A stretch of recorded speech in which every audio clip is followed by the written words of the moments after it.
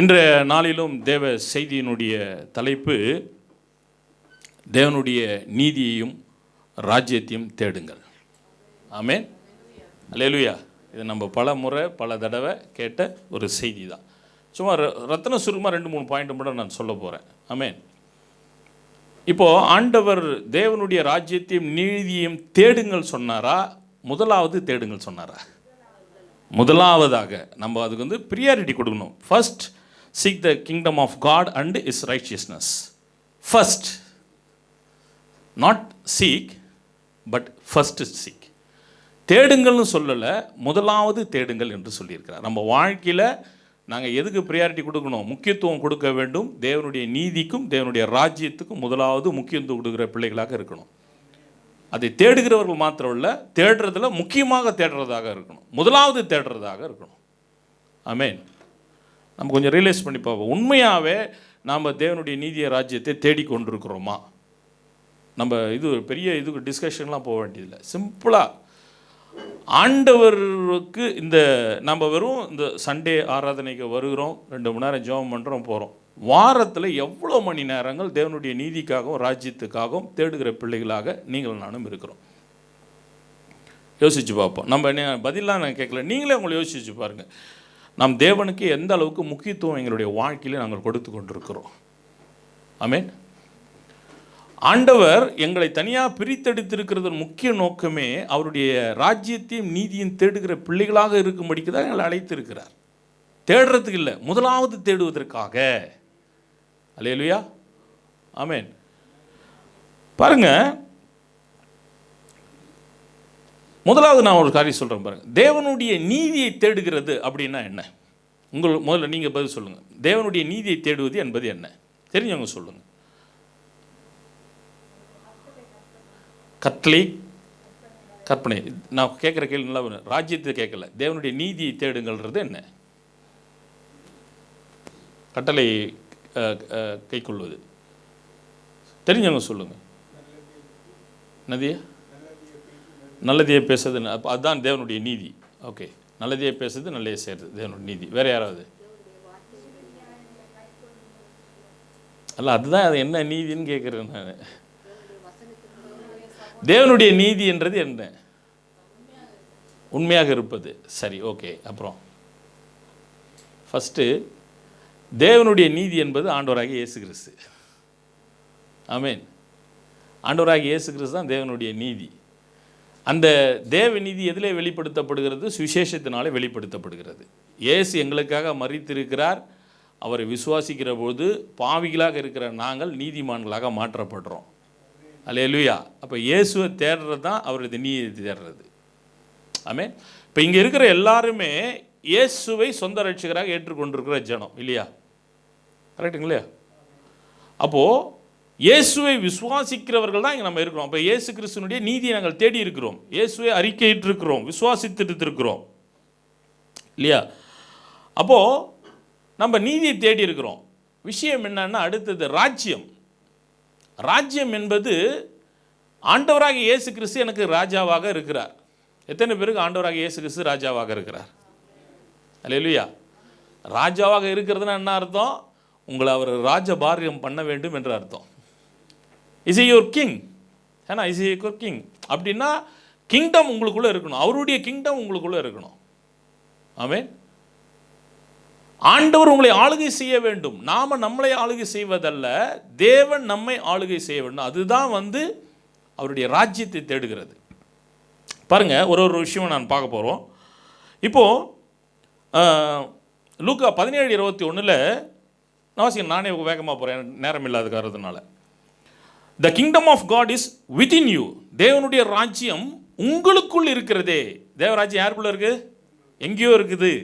பரலோக ராஜ்யத்துக்கும் தேவராஜ்யத்தையும் வித்தியாசத்தை தெரிவிக்கொள்ளுங்க. பரலோக ராஜ்யம் பரலோகத்தில் இருக்குது, தேவராஜ்யம் நமக்குள் இருக்கிறது, உங்கள் இருதயத்துக்குள்ளே இருக்கிறது. Is in your heart. The kingdom of God is in your heart. நமக்குள்ளே தான் இருக்குது. Heavenly kingdom is in heaven, but the God's kingdom is within your heart. உங்களுடைய இருதயத்தில், நம்முடைய இருதயத்தில் தான் தேவனுடைய ராஜ்யம் இருக்கிறது. அப்படின்னா என்ன அர்த்தம்? பரிசுத்த ஆவியானவர் எங்கள் இருதய வாசம் பண்ணுகிறார், அவர் எனக்கு ராஜாவாக இருந்து என்னை ஆளுகை செய்ய வேண்டும். இப்போ இந்த இங்கிலாந்துக்கு யார் ராஜா? King Charles. அவர் இந்த ராஜ்யத்தை, இந்த நாட்டை ஆளுகை செய்கிறார் இல்லையா? அவர் தானே ராஜா. அப்போது நமக்கு இயேசு ராஜாவாக இருக்கிறாருன்னா நம்மை அவர் ஆளுகை செய்யணும். செய்கிறாரா? இதுதான் கேள்வி. ரொம்ப சிம்பிள். ஆமென். தேவ நீதியை நாங்கள் பெற்றிருக்கிறோம், இயேசு கிறிஸ்துவை நாங்கள் விசுவாசித்திருக்கிறோம். நம்ம அதுக்கு நல்ல உதாரணம் ஆபிரகாம் தேவனை விசுவாசித்தான், அது அவனுக்கு நீதியாக எண்ணப்பட்டது. ஆண்டவர் விசுவாசித்தான். அப்போ நம்ம யாரை விசுவாசிக்கிறோம்? இயேசுவை விசுவாசிக்கிறோம். we are believing in Jesus so that the God will take that as a righteousness.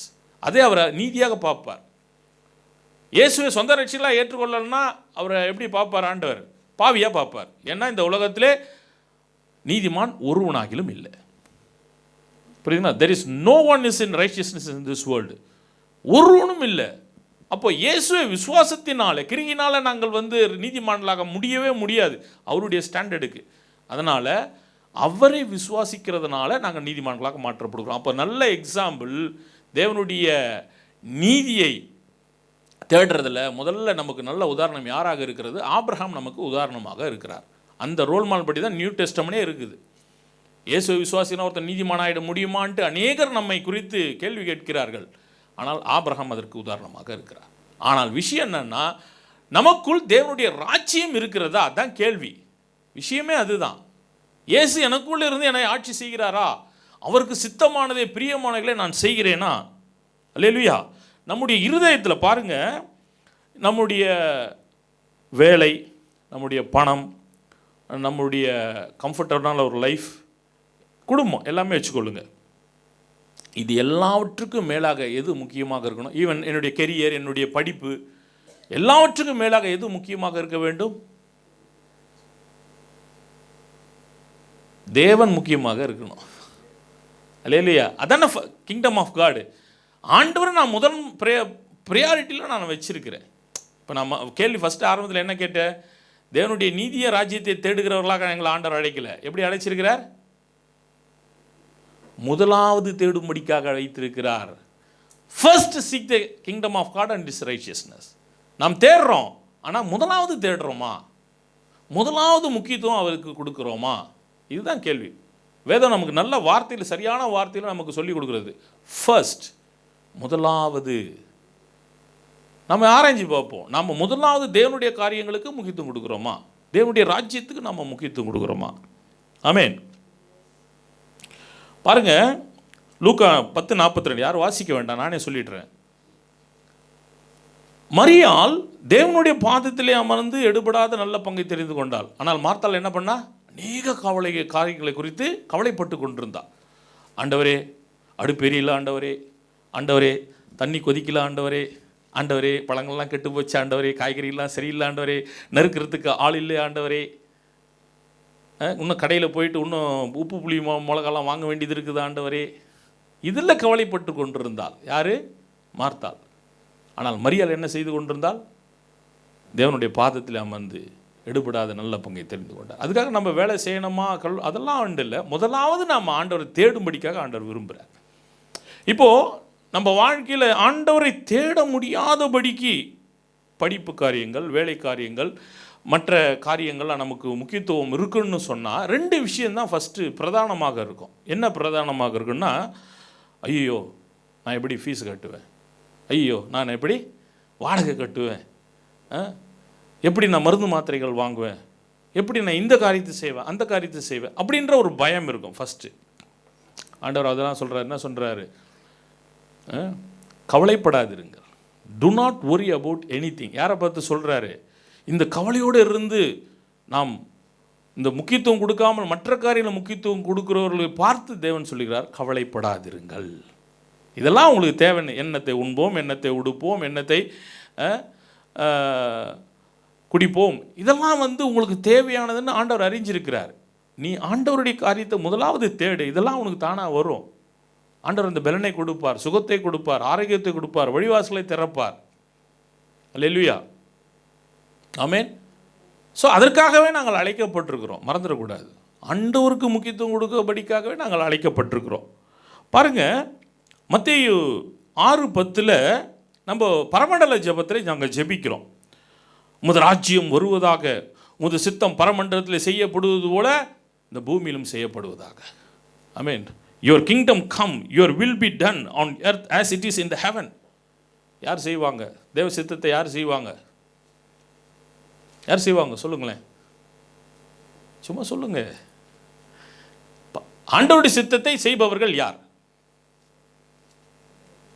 சொல்லுங்களேன் ப்ளீஸ். நாங்கள் தான். இதில் என்ன பெரிய டவுட் இருக்குது?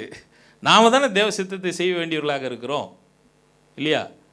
அப்போ தேவ சித்தத்தை செய்கிறவர்களாக இருக்கணும்னு சொன்னால் ஆண்டவர் சொல்கிறத முதல்ல நாங்கள் கேட்குறவர்களாக இருக்க வேண்டும். ஆண்டவருக்கு முக்கியத்துவம் கொடுக்குறவர்களாக நீங்கள் நானும் இருக்க வேண்டும். ஆமென். அப்போது எங்களுடைய வாழ்க்கையில் சில முக்கியமான முடிவுகளை எப்படி எடுக்கணும்? ஆண்டவர் சித்தத்தின்படி நாங்கள் எடுக்கணும். ஜபத்தில் வேத வசனத்தின்படி முக்கியமான முடிவுகளை எங்கள் வாழ்க்கையில் அப்படி எடுக்கணும். சும்மா நாங்கள் ஒரு முடிவை எடுத்துகிட்டு அப்புறம் ஆண்டவரே எனக்கு பிரச்சனையாக இருக்குது அப்படின்னு சொல்லக்கூடாது. வசனம் நமக்கு தெளிவாய் வழிகாட்டுகிறது. ஜபத்திலே ஆண்டவர் சில காரியங்களை தெரியப்படுத்துவார். ஸோ தேவ சித்தத்தின்படி முக்கியமான முடிவுகளை எங்கள் வாழ்க்கையில் எடுங்க. ஆமென். விளங்குதுங்களா? அப்போது அவரது சித்தத்தை செய்ய வேண்டிய இடத்துல தான் நீங்கள் நம்ம இருக்கிறோம். உதாரணத்துக்கு பாருங்கள், தானியேல் 6ஆம் அதிகாரத்தில் இப்போது ஜெபிக்கவே கூடாதுன்னு சொல்லி ஒரு சூழ்நிலை வருகிறது. ஆனால் தானியேல் ஜெபிச்சாரா இல்லையா? ஜெபிச்சார். முதலாவது ராஜ்யத்தை தர ஜெபிக்கிறார். எப்படி ஜெபிச்சார்? பல கனிகளை திறந்து வச்சுட்டு எல்லாரும் பார்க்கும்படிக்க தான் ஜெபிக்கிறார். யாரும் அவர் பயப்படவே இல்லை. இதை செய்தால் அவருக்கு மரண தண்டனை இருக்குதுன்னு தெரிஞ்சு தான் அதை செய்கிறார். அல்லேலூயா. சிங்கக்கபிலே போடப்படுவோன்னு தெரிஞ்சு தான் அவர் ஜெபிக்கிறார். ஏன் தெரியுமா?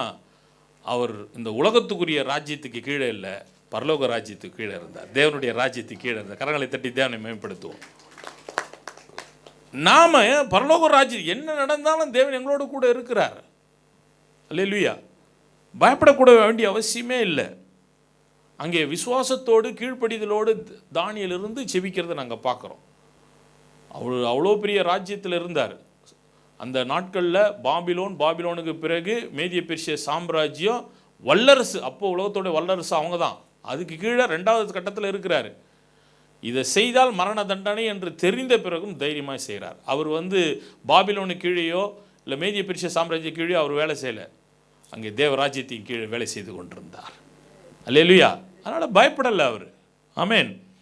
பாருங்க, இப்போது நம்ம இயேசு ஏற்றுக்கொண்டுட்டோம். பிறகு சில நீதியான காரியங்களை நம்ம செய்ய தான் வேணும் இல்லையா? இப்போ உதாரணத்துக்கு மத்தேயு 5:6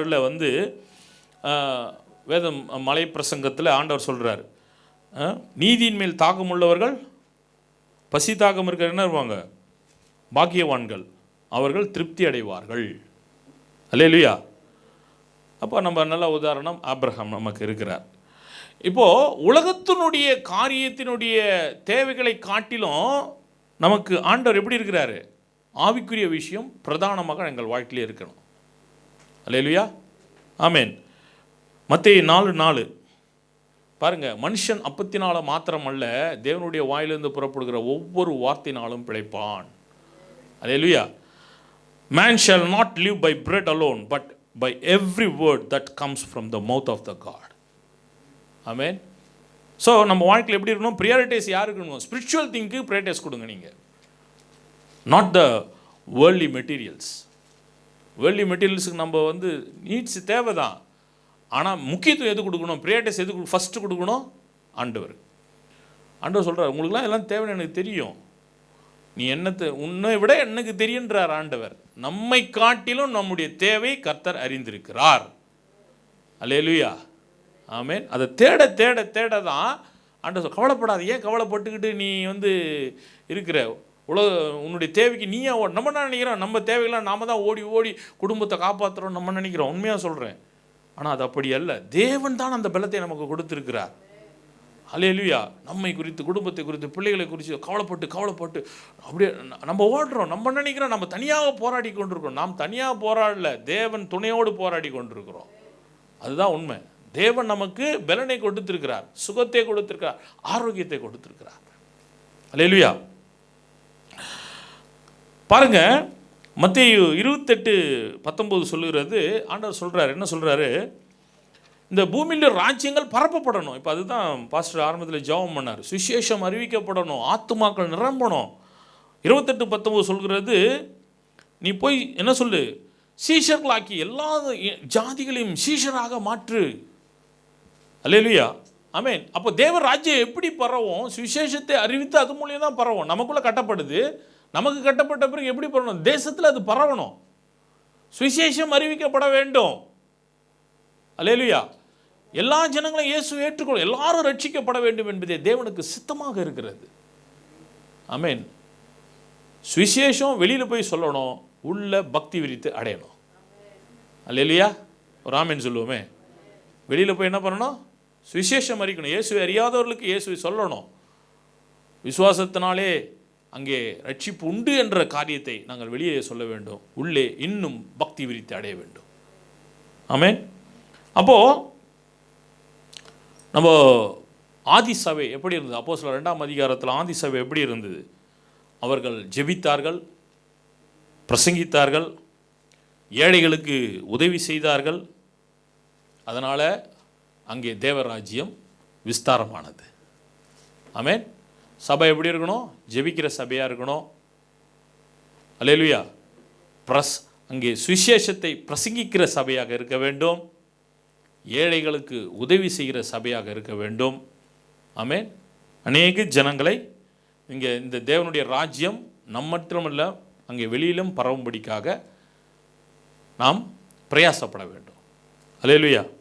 ஸோ அடுத்தது முக்கியமானது வந்து கொலோசியர் 3:2, கொலோசியன்ஸ் 3:2 ஆண்டவர் சொல்கிறாரு, இந்த பூமிக்குரிய மேலானவைகளே நாடுங்கள். நம்மளுடைய சிந்தனைகள்லாம் எப்படி, உங்களுடைய ப்ரியாரிட்டி எது இருக்குது? இப்போ உங்களுக்கு கேட்டால் உங்களுடைய கவலை எதை குறித்து இருக்குது அப்படின்னா, ஆண்டவருடைய காரியமாக தான் இருக்கணும். அதுதான் பவுல் சொல்கிறாரு, மேலானவைகளே நாடுங்கள். Amen. Set your mind on the things above, not on the earthly things. நம்ம வாழ்க்கையில் மிக முக்கியமாக சிந்தித்து கொண்டிருப்பது ஆண்டவருக்காக ஊழியம் செய்கிறத குறித்து, ஆண்டவருக்காக காரியங்களை செய்வதை குறித்தே நாம் சிந்தித்து கொண்டிருக்க வேண்டும். அதுதான் ஆண்டவர் சொல்கிறார், பவுல் சொல்கிறார், மேலானவைகளை சிந்திங்கள். ரெண்டாவது, நாம் பரலோகம் போகணும். அல்லேலூயா.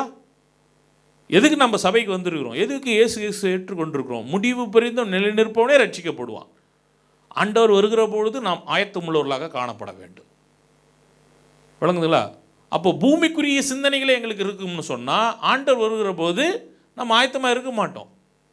மேலானவைகளை சிந்தித்து கொண்டிருக்கும் பொழுது தான் நம்ம ஆயத்தமுள்ளவர்களாக காணப்படுவோம். ஆமென். எப்பவுமே நம்ம பரலோகத்துக்கு போகணும் இல்லையா? இவ்வளோ பிரயாசப்படுறது எதுக்கு? பரலோகம் போகணும் தானே. எதுக்கு சண்டே சர்ச்சுக்கு வரோம், உபவாசிக்கிறோம்? எதுக்கு எல்லா காரியத்துக்கு ஆண்டவருடைய காரியங்களை ஏன் செய்கிறோம்? பரலோகம் செல்ல வேண்டும் என்பதற்காக. அப்போ அந்த பரலோகம் செல்லணும்னா எங்கள் சிந்தனைகள் எப்பொழுதுமே மேலானவைகளை நோக்கியே இருக்க வேண்டும், பரலோகத்தை நோக்கியே இருக்கணும் எப்பவுமே. ஆண்டவர் இன்றைக்கி வந்துட்டார். சும்மா ஒரு கற்பனைக்கு நான் உங்களுக்கு கேட்குறேன், ஆண்டவர் இன்றைக்கி வந்துட்டார். எத்தனை பேர் பரலோகத்தில் ஆண்டவரோட கூட செல்லுவீங்க? இல்லை செல்லுவோம். ஓகேங்களா? நான் ரைட் கையில் ஜஸ்ட் திங்க் பண்ணுங்கள். அதற்கு நாம் ஆயத்தமாக இருக்கிறோமா? ஆண்டவர் வரும்பொழுது நான் பூமிக்குரியவைகள் அல்ல, பரலோகத்துக்குரியவைகளை சிந்திக்கிறவர்களாக, செயல்படுகிறவர்களாக, தேவனுடைய நீதிக்கு ராஜ்யத்தை முதலாவது முக்கியத்துவம் கொடுக்குறவர்களாக நீங்கள் நானும் இருக்கிறோமா? முக்கியத்துவம் கொடுக்குறோமா? இல்லை முதலாவது முக்கியத்துவம் கொடுக்குறோமா? முக்கியத்துவம் கொடுக்குறோம், இல்லைன்னு சொல்ல வரல. முதலாவது முக்கியத்துவம் கொடுக்குறோமா? கர்த்தருடைய சித்தத்தை செய்கிறவர்களாக இருக்கிறோமா? பரலமண்டலத்தில் ஆண்டவர் சொல்கிறது கேட்குறதுக்கு அங்கே ஆயிரக்கணக்கான கோடிக்கணக்கான தேவதூதர்கள் இருக்காங்க. இங்கே நாம தான் இருக்கிறோம் அவருடைய சித்தத்தை செய்வதற்கு. ஆமென். அப்போது நம்மளுடைய நேரத்தை, நம்மளுடைய பலத்தை, நம்மளுடைய பணம், எல்லாமே ரிசோர்ஸ் எல்லாத்தையும் நித்திய ஜீவனுக்காக பயன்படுத்துகிறோமா? இல்லையா? அது ரொம்ப முக்கியமானது. நித்திய ஜீவனுக்காக தான் எங்களுடைய பிரயாசங்கள்லாம் இருக்கணும். அல்லேலூயா. ஆமென். போங்கிறங்க எபிரேயர் 11ஆம் அதிகாரம் 24, 25, 26 ஒரு வசனம் வாசிக்க, இதோட நான் முடிக்கிறேன். எபிரேயர் 11ஆம் அதிகாரம் 24, 25, 26, 11, 11, 24, 25, 26 பாருங்க. விசுவாசத்தினாலே மோசே தான் பெரியவனான போது பார்வோனுடைய குமாரத்தின் மகன் எண்ணப்படுவதை வெறுத்து அநித்தியமான பாவ சந்தோஷத்தை அனுபவிப்பை பார்க்கிலும் தேவனுடைய ஜனங்களோடு துன்பத்தை அனுபவிப்பதையே தெரிந்து கொண்டு இனி வரும் பலன் மேல் நோக்கமாக இருந்து எகிப்தில் உள்ள பொக்கிஷங்களிலும் கிறிஸ்துவின் நிமித்தம் வரும் நிந்தியே அதிக பாக்கியம் என்று எண்ணினான். அவன் நினச்சிருந்தா இளவரசனாகவே இருந்திருக்கலாம் அரண்மனையில். அது எனக்கு வேண்டாம், நான் அடிமைகளோடு என்னுடைய ஜனங்களோடு ஜனங்களோட அடிமைகளாக இருக்கிறத நான் தெரிஞ்சுக்கிறேன், அதில் தான் எனக்கு ரொம்ப சந்தோஷம். ஆமேன். யோசிச்சு பாருங்களேன், மோசே இளவரசனாக இருந்தால் நம்ம இப்போ மோசை பற்றி படிச்சுட்டு இருப்போமா, இல்லை அவர் அடிமைகளோடு சேர்ந்து அந்த துன்பத்தை அனுபவித்ததுனால அவரை குறித்து நம்ம இப்போ வாசித்து கொண்டிருக்கிறோமா? அடிமைகளோடு இருந்த துன்பத்தை அவர் அனுபவித்ததுனால தான் அவர் பாக்கியம் என்று கருதுகிறார். அப்போது இந்த பூமிக்குரிய காரியங்களில் நாம் இனி கவனம் செலுத்தாதபடி பரலோகத்துக்குரிய காரியங்களை, தேவனுடைய காரியங்களை, அதை நாம் முக்கியத்துவம் கொடுக்கிறவர்களாக நீங்கள் நானும் இருக்க வேண்டும். ஆமேன். நான் மறுபடியும் சொல்கிறேன், நாம் தேவனுடைய நீதிய ராஜ்யத்தை தேடுகிற பிள்ளைகள் தான் முதலாவது தேடுகிற பிள்ளைகளாக இருக்கிறோமா? ஆமேன். அங்கே தானியேலை போல ஆண்டவருக்கு பூமிக்குரிய ராஜ்யங்களை விட பரலோகத்துக்குரிய தேவனுடைய ராஜ்யங்களுக்கு முக்கியத்துவம் கொடுக்குறாங்க. தானியேலை போல இருக்கிறோமா? மோசேவை போல இருக்கிறோமா? அதை தான் ஆண்டவர் பார்க்குறார். ஆமேன். அதனால் நம்மளுடைய நேரத்தையும் நம்முடைய பணத்தையும் நம்முடைய பலத்தையும் நம்ம முதலாவது எதுக்கு ஆண்டவருக்கு பயன்படுத்தணும்? ஆண்டவருக்காக பயன்படுத்துங்க. பரலோக ராஜ்யத்துக்கு நாமளும் போகணும், மற்றவங்களையும் கூட்டி கொண்டு சென்று வரும். ஆண்டவர் கணக்கு கேட்பார். அல்லேலூயா. ஆமேன். நம்ம இங்கே இருந்துட்டு வசனத்தை வசனத்தை சத்தியத்தை அறிகிற போது சத்தியம் எங்களை விடுதலையாக்கும். சத்தியத்தை முதல்ல நம்ம வேதத்தை நல்லா வாசிங்க, தயவுசெய்து வாசிக்க அதனுடைய ரகசியங்கள் எங்களுக்கு விளங்கும். ஆண்டவர் இப்படி சொல்லியிருக்கிறாரா, வேத வசனம் இப்படி இருக்கிறதா அப்படின்னு தெரிஞ்சு தான் எங்களோட வாழ்க்கையை அந்த வார்த்தை தான் நம்மளை மறுரூபப்படுத்தும். எந்த அளவுக்கு நீங்கள் இந்த சத்தியத்தை தெரிந்து கொள்கிறீர்களோ அந்த சத்திய வசனம் நம்மை மறுரூபப்படுத்தும். ஆமேன். அதனால் நான் மறுபடியும் சொல்லி முடிக்கிறேன். தேவனுடைய ராஜ்யத்தையும் நீதியும் தேடுகிறவர்களாக மாத்திரமல்ல, முதலாவது தேடுகிற நம்மளோட வாழ்க்கையில் ஆண்டவர் முக்கியத்துவமாக இருக்க வேண்டும். அல்லேலூயா. அதை தான் ஆண்டவர் எதிர்பார்க்கிறார். கர்த்தர் உங்கள் யாவரையும் ஆசீர்வதிப்பாராக. மே த லார்ட் bless you all. கரங்களை தட்டி தேவனை மகிமைப்படுத்துவோம்.